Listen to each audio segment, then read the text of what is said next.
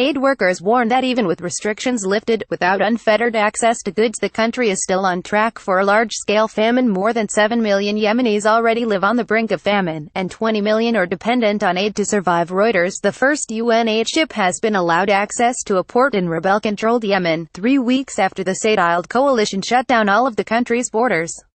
The blockade, put in place as retaliation for a rebel Houthi missile which was intercepted near the Saudi capital of Riyadh, has pushed the war-torn country even further towards complete humanitarian catastrophe. Enough food arrived at the port of Salif on Sunday to feed 1.8 million people in northern Yemen for a month.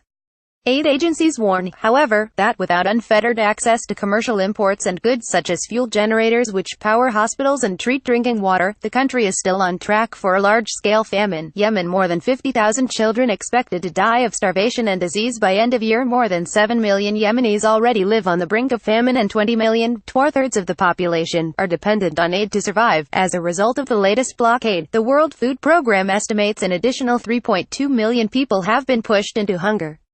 The Arab coalition, fighting on behalf of Yemen's exiled government, said on the 22nd of November that key sea and airports would reopen following satisfactory reviews of the UN's inspection procedures to prevent weapon smuggling. UN planes carrying cholera vaccines and other medical supplies touched down in the rebel-held capital of Sana'a on Saturday. Hodeida's ports, through which the majority of Yemen's imports flow, were still blocked as of this weekend. I reiterate my plea to everyone with a heart for children, not to prevent us from delivering what is urgently needed and massively needed, said Geert Kapelier, UNICEF's Middle East director. Yesterday was just a very small step.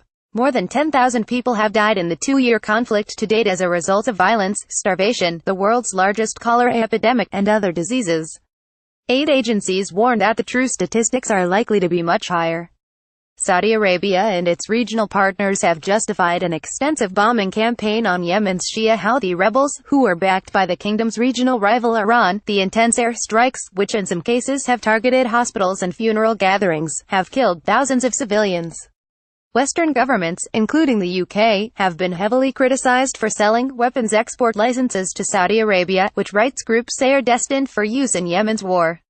More about Yemen. Saudi Arabia. Yemeni civil war. Famine. Reuse content. We use cookies to enhance your visit to our site and to bring you advertisements that might interest you. Read our privacy and cookie policies to find out more.